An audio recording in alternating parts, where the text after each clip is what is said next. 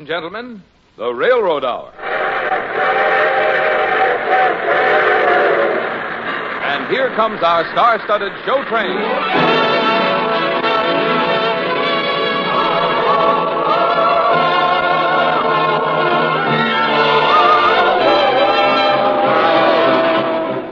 Tonight, the Association of American Railroads presents a new play with music by Lawrence and Lee, The Brownings, starring Gordon MacRae and his celebrated guest, Dorothy Warren Show.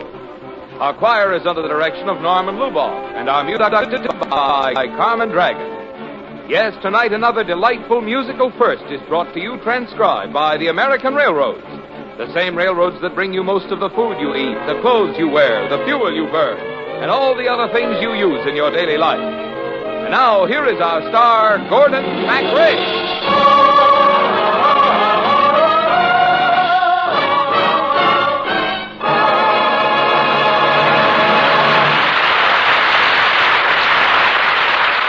Thank you, Marvin Miller, and good evening, ladies and gentlemen. Some of the music you will hear tonight is familiar, and some has been composed especially for our play by Carmen Dragon. Dorothy Warrensholt is Elizabeth, and I am Robert, as we bring you the story of the Brownings.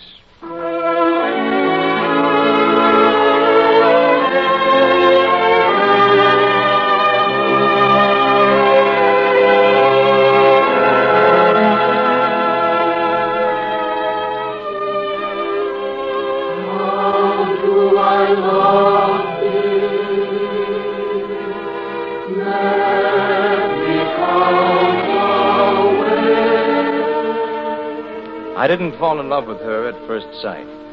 It didn't take that long. I happened onto a thin little volume of poems by Elizabeth Moulton Barrett, and immediately fell in love with the author.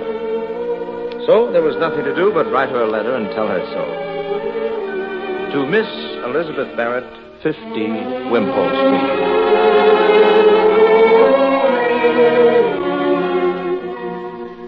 Elizabeth? Yes, Papa? You've just received a letter from some impertinent young man signed R.B., and I've opened it because I do not think you're strong enough to read it yourself. Oh, please, Papa, let me read it. Well, perhaps for identification purposes, so we can silence him. Here. R.B.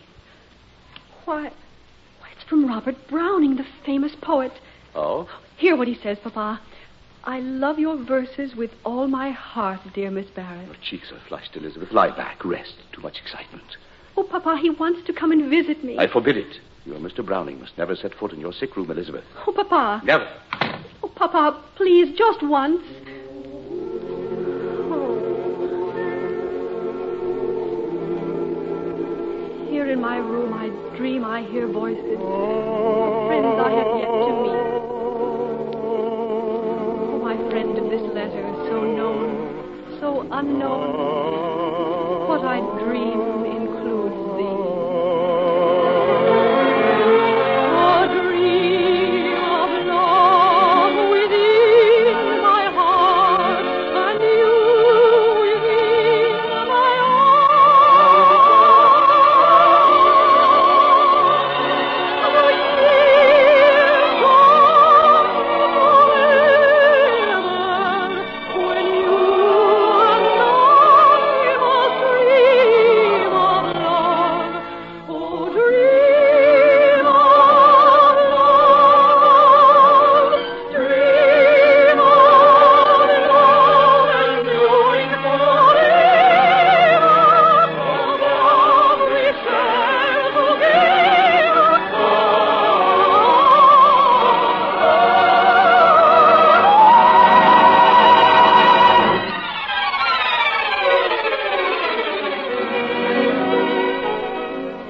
Oh, we shall meet someday, Mr. Browning. I know we shall meet.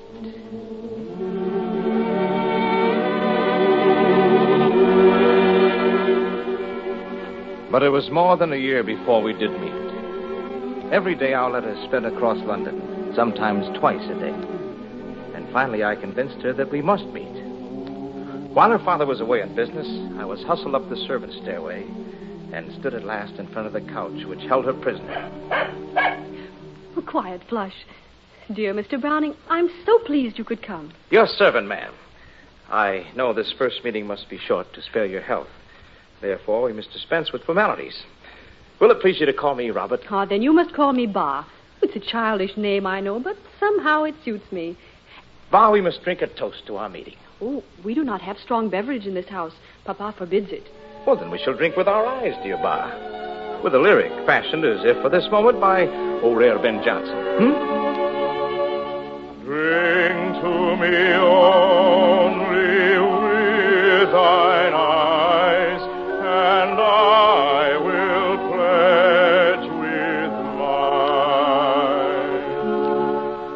Or leave a kiss within the cup, and I'll not ask for wine. The thirst that from the soul doth rise, doth ask a drink divine.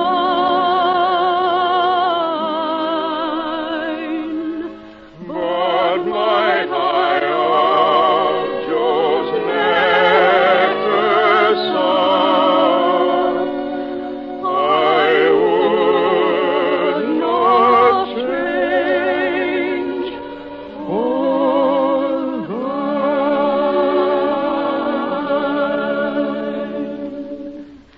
Oh, Robert, I thank you for the toast and for all the lovely flowers you've sent me.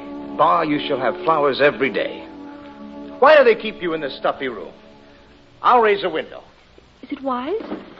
Well, it's a warm summer night. There's nothing out there that can hurt you. You can't stay shut up like this. Your heart is too big. You've got to let life in here, Ba. What is it the doctors say is wrong with you? Well, there was an injury to my back when I was a child that's kept me from walking, and I haven't been able to find the strength to make myself get well. Then we'll find that strength together. We shall chop up your couch for firewood and whisk you into the sunshine. And we can do it because we love each other. You do love me, don't you, Ba?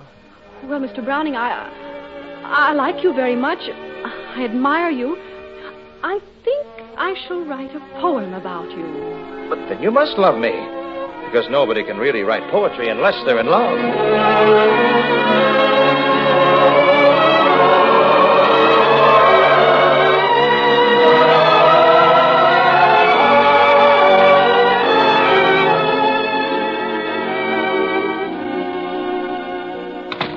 Good morning, Miss Barrett. Good morning, Mr. Browning.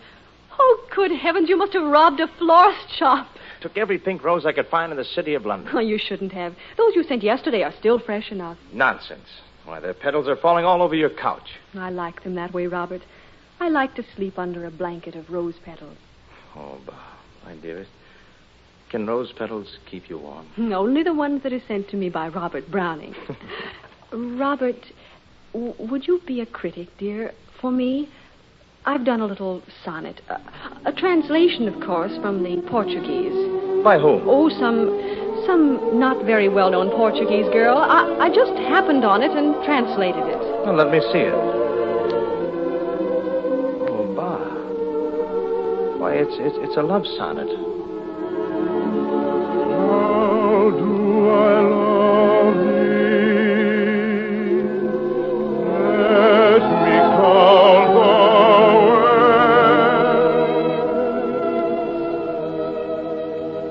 I love thee to the depth and breadth and height my soul can reach. When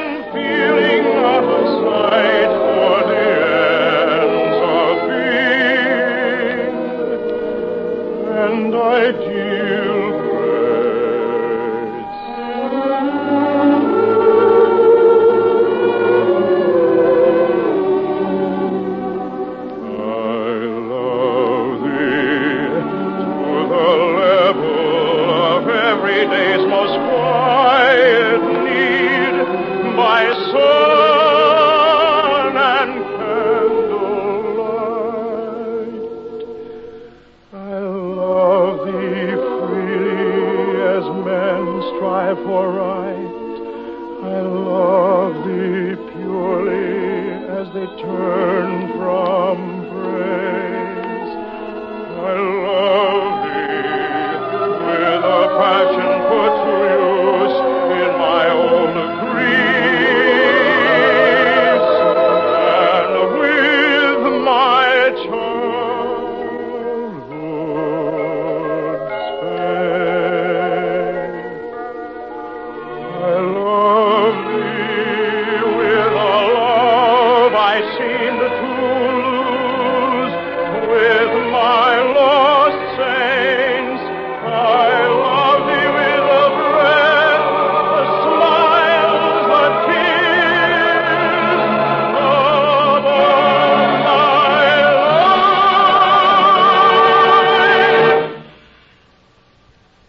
And if God choose, I shall but love thee better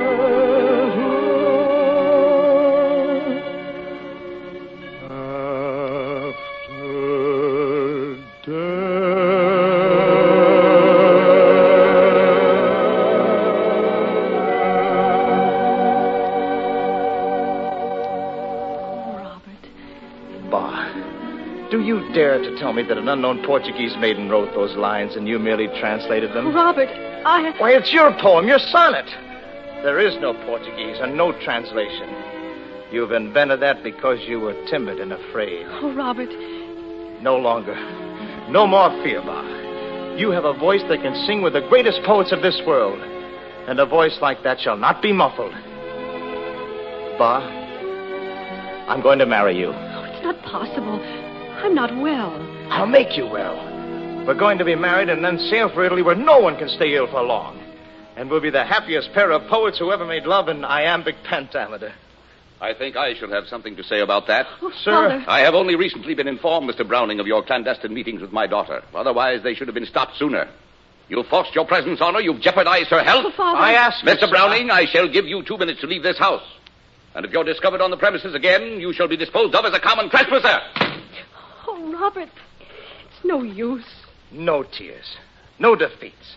We are young and we're in love and we'll find a way. Listen to me. I have a philosophy, Bah, which I've made into kind of a song to sing every morning. The world should happen to look a little dark. It's my philosophy, Bah, and I give it to you.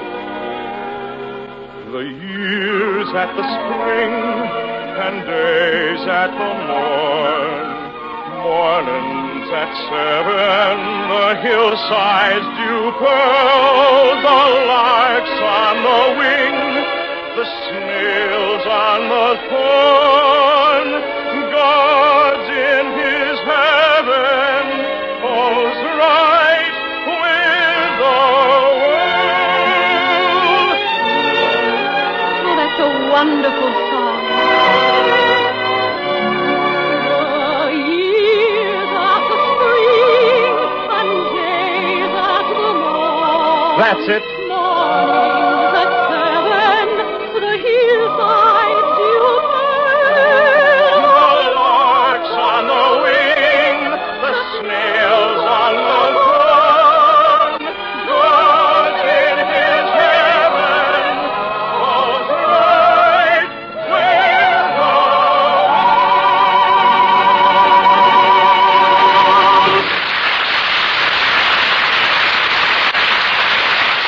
We'll return in a moment for the second act of The Brownings. Ore pit in one part of the country, a limestone quarry in another section, and a coal mine in yet another. At first, they sound unrelated, don't they? Actually, however, these products of pit, quarry, and mine are basic in the manufacture of steel. But it takes dependable, low-cost railroad transportation, lots of it, to bring together all the raw materials required to meet the nation's steel needs. Yes, mass railroad transportation is a vital element in steel making. And as it is in the case of steel, so it is in the case of virtually everything else we produce and use. For America, with its vast distances and abundant production, must have the big transportation that only the railroads can provide. Transportation that can and does move anything, anywhere, anytime, for anybody. But what this mass movement really means is almost beyond imagination. Can you visualize, for instance, 1 million loaded freight cars? Well, last year alone, the railroads moved almost 1.5 million cars of grain, 6.5 million cars of coal, almost 13 million cars of manufactured products. Altogether, they handled more than 40 million carloads of freight of all kinds. And every bit of this freight, remember, moved over the railroad's own highways of steel. Just imagine the conditions that would exist if this freight had to be handled on the public roads, built for your use with your tax money. Think of the traffic conditions, the highway damage, and you can see how important it is to you that the bulk of America's freight traffic moves by rail. And the more that moves over the specially constructed, privately owned steel highways of the railroads, the greater will be your safety and satisfaction every time you drive your car. And the less will be the expense to you in rebuilding and replacing your highways.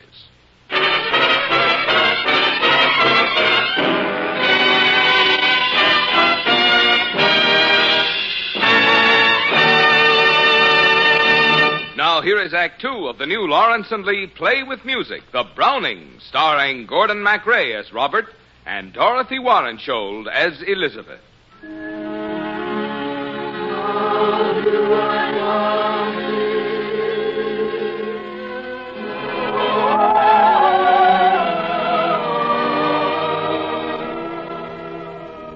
We loved so much, Ba and I. We had a need so great, each to each. One night I stole back and found my Ba sick and wretched on her couch. Oh, Robert, you should not have come. Ba, I'm taking you away from here. We're getting married and going to Italy. Oh, Robert, I can't travel. I can't even walk. I'll carry you. We'll be married around the corner at St. Mary Le Bon Church.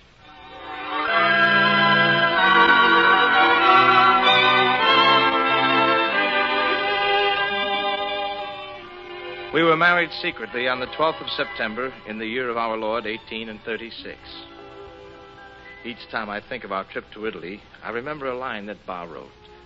The sweet years, the dear and wished-for years. Italy, Florence. I think if you go there now, you can still feel in the air some of the love we poured out. Love for that wonderful city. Love for each other. Oh, Robert, breathe that air. Is it really November? The sunshine feels like music. All of Italy is music, dear Ba. Each child here is born with a pitch pipe in his mouth, and parents are disappointed if their children do not grow up to be opera singers. Listen.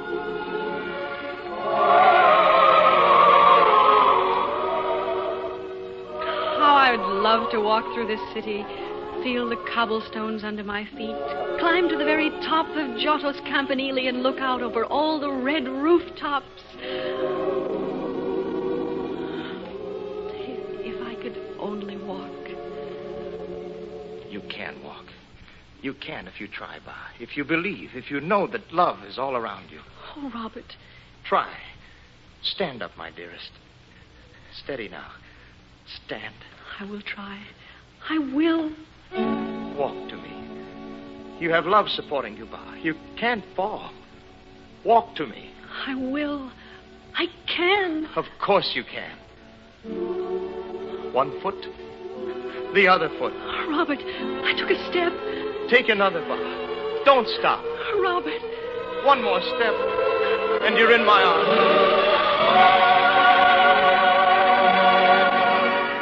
Ba. Ba, that's wonderful. Oh, you've done it, Robert. It's your love that makes me strong. How can I thank you? How can I tell my husband how much I love him? You know, once in my younger days, I met a Portuguese maiden named Elizabeth Barrett. Oh, she had a way with words. Oh, Robert.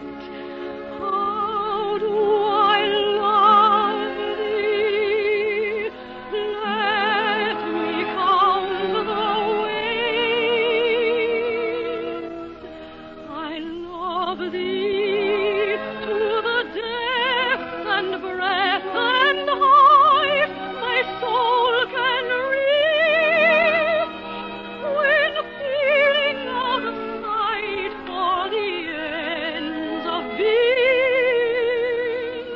and I deal grace.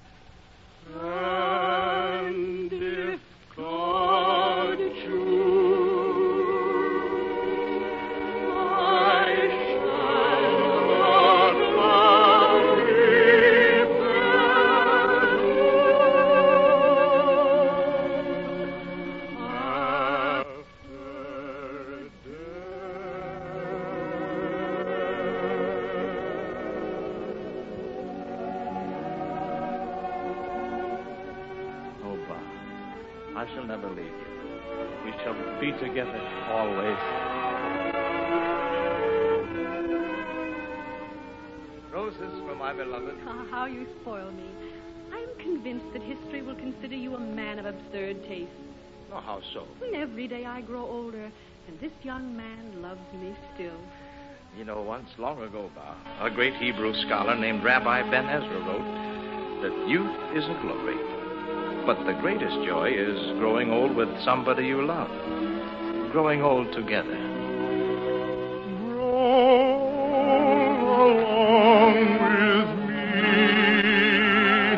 The best is yet to be. Our younger days that burned like fire were years of tears and fierce desire. Our youth was bright, but wisdom's old. The fire burns down what's left is gold, and all that was still is shall be pure gold for all eternity.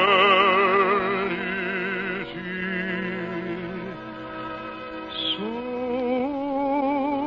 my darling, take my hand, the years ahead I haven't planned, and grow along with me. The best is yet to be.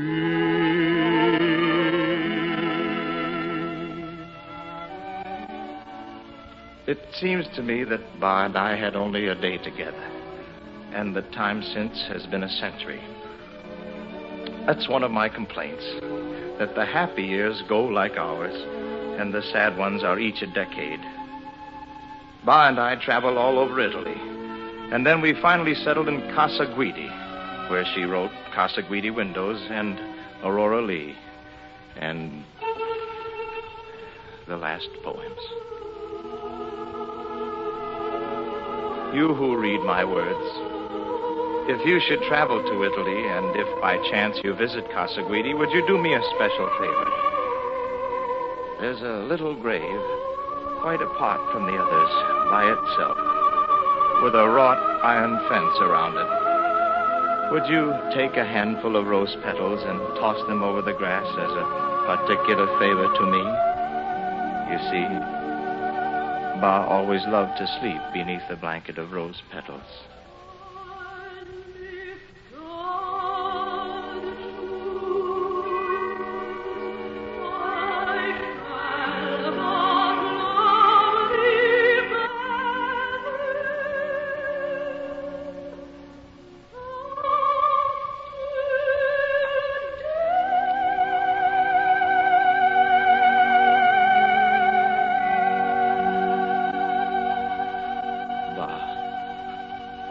We shall be together soon and forever.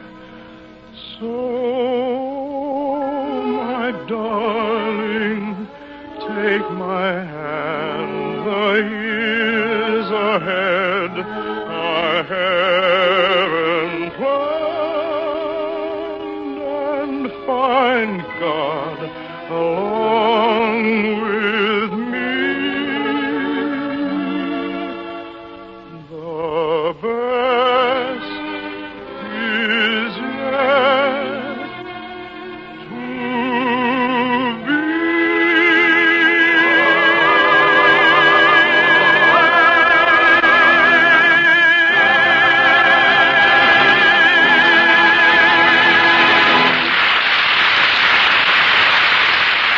Thank you, ladies and gentlemen. Lovely Dorothy Warren Scholl will be back in just a moment. Meanwhile, our thanks to John McIntyre and to our entire company. New music for the Brownings was composed by our maestro, Carmen Dragon. The libretto and special lyrics were written by Lawrence and Lee. The Railroad Hour is brought to you each week at the same time by the American Railroads. Ever think how railroad freight trains contribute to your safety and enjoyment when you're driving along the public highway? You'll see the answer right away if you consider the fact that most of America's freight is hauled along those privately owned steel highways of the railroads. Just imagine what it would be like if any large part of that freight were to move over the public highways you use. And just imagine what would happen to the highway which you help pay for with your taxes. Dorothy, it was a thrill singing with you tonight. As always, you were radiant. Thank you, Gordon. I must say it's fun falling in love with you every week. Tell me, where are we to rendezvousing next Monday night? Well, we're going to rendezvousing right here in the good old USA. We're doing a modern version of an age-old story, Dorothy. It's called Miss Cinderella. And we'll be singing a brand new Cinderella cantata. Well, if you're Prince Charming, Gordon, I'll be here. Well, bring a pumpkin, Dorothy, and we'll be seeing you. Good night, everybody. Good night, Dorothy. All aboard! Well, dear friends, it looks as though we're ready to pull out. And so until next Monday night in our new musical, Miss Cinderella, this is Gordon MacRae saying goodbye.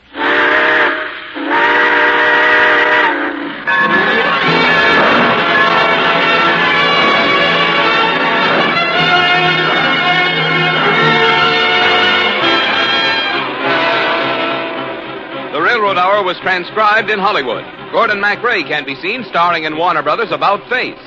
Our choir is under the direction of Norman Luboff, and our music is prepared and conducted by Carmen Dragon. This is Marvin Miller saying goodbye until next week for the American Railroads. Now stay tuned for your Monday night of music on NBC.